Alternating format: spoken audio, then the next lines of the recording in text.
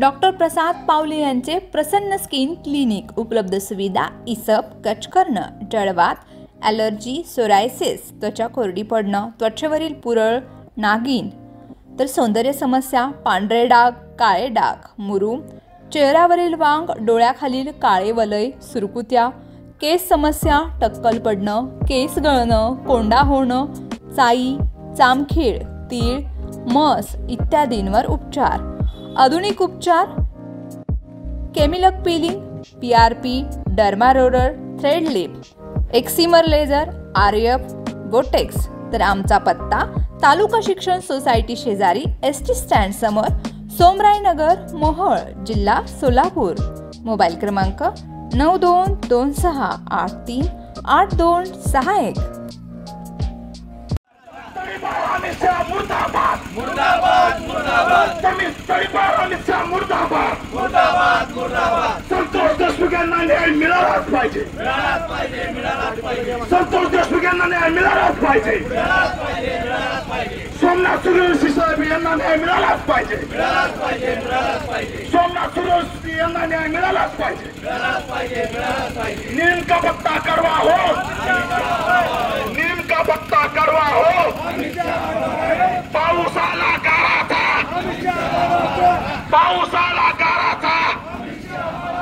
मुर्दाबाद मुर्दाबाद. आज या ठिकाणी भारतीय संविधान सन्मान समिती आणि मराठा सेवा संघ मोहोळ तालुक्याच्या वतीनं आज मोहोळ तहसील कार्यालयावर जो मोर्चा आयोजित केलेला आहे, या मोर्चाला उपस्थित असणारे सर्व बंधू भगिनी, त्याचबरोबर या मोर्चाला ज्या भावनेला घेऊन आपण या ठिकाणी आलेलो आहोत. परभणी या ठिकाणी भीमसैनिक सोमनाथ सूर्यवंशी यांचा न्यायालयीन कोठडीमध्ये मृत्यू झाला. परभणीमध्ये पोलीस प्रशासनाच्या वतीनं कोम्बिंग ऑपरेशन लावलं आणि कोम्बिंग ऑपरेशन मध्ये एका गरोदर महिलेवर हल्ला केला. ती गरोदर महिला गंभीर जखमी झाली.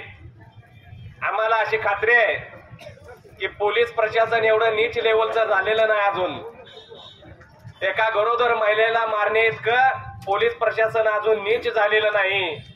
परंतु पोलिसांच्या वेशेमध्ये या महाराष्ट्रामध्ये ज्यांनी सुनियोजित कार्यक्रम केला, त्या लोकांनी पोलिसांच्या वेशामध्ये येऊन त्या परभणीच्या भीमनगरमध्ये घुसून झोपलेल्या म्हाताऱ्यांना, महिलांना, तरुणांना, लहान मुलांना मारहाण केली आणि त्या मारहाणीमध्ये एक गरोदर महिला जखमी झाली, ऍडमिट झाली, तिचा गर्भपात झाला.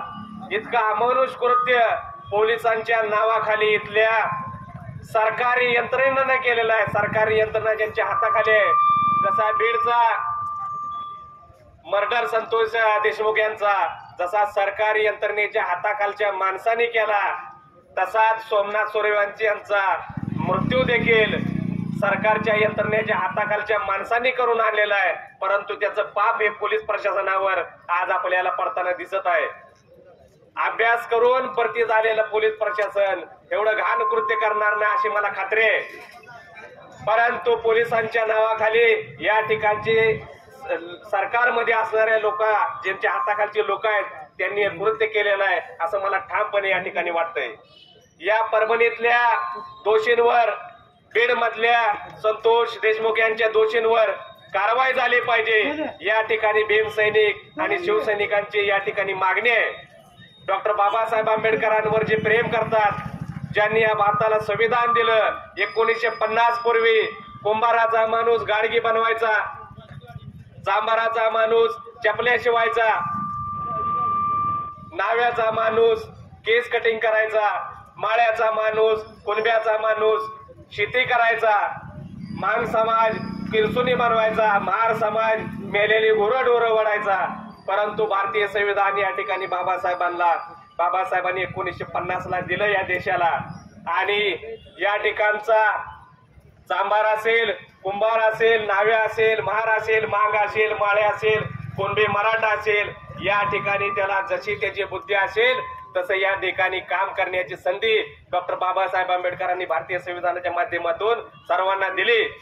आज जर आपण बघितलं, आदिवासी समाजाचे राष्ट्रपती आहेत, हे जे तडीपार गृहमंत्री आहेत, ते अमित शहा यांचा काय व्यवसाय होता त्यांच्या आजोबाचा? तर भंगारचं दुकान होतं, भंगारचं. आणि या देशाचा पंतप्रधान नरेंद्र मोदी यांचा काय व्यवसाय होता? तर चहा विकायचा व्यवसाय होता. त्यांची लायकी चहा विकायची आहे, त्यांची लायकी भंगारचं दुकान चालवायचे आहे. परंतु यांना भारतीय संविधानामुळे एवढी मोठी संधी मिळाली की आज या देशाच्या सर्वोच्च स्थानी आहेत. हे भारतीय संविधान जर नसतं तर या देशाचे तडीपार गृहमंत्री अमित शहा आणि त्यांचा मुलगा जय शहा यांनी काय काम केलं असतं? तर भंगार गोळा करायचं काम केलं असतं. अमित शहा गाडा ढकलत म्हणाले असते, हे भंगारवाले, हे भंगारवाले, छापडी दे, लोखंड दे, पत्रा दे. आणि अमित शहा ते गोळा करत बसला असता आणि त्याचं पोरग जय शहा हे काटा करत बसला असतं. कदाचित त्यानं काटा सुद्धा मारला असता त्याचा स्वभाव बघून. आणि या देशाचे पंतप्रधान चहा विकत होते, ते काय म्हणाले असते, हे गरम चहा, कोणाला चहा पाहिजे? गरम चहा 5 रुपयाच्या, 10 रुपयाच्या. परंतु बाबासाहेबांच्या एवढ्या पॉवरफुल भारतीय संविधानामुळे ही चहा विकणारी माणसं आज देशामध्ये पंतप्रधान झाले, गृहमंत्री झाले. एवढे हक्क अधिकार डॉक्टर बाबासाहेब आंबेडकरांनी या नालायक लोकांना दिले. 2002 ला अटल बिहारी वाजपेयी या देशाचे पंतप्रधान होते. त्यांचं लखनौमध्ये चिंतन मनन शिबिर होतं भाजपचं. त्या भाजपच्या सभेमध्ये, चिंतन मनन सभेमध्ये अटल बिहारी वाजपेयी म्हणतात, मैं केवळ एक ब्राह्मण मास्तर का लड़का, मैं केवळ एक ब्राह्मण मास्तर का लड़का आज बाबा साहब की वजह से प्राइम मिनिस्टर बनाऊ. अरे कुठं अटल बिहारी वाजपेयी, कुठेही चहा विकणारी, कुठेही तडीपार लोक.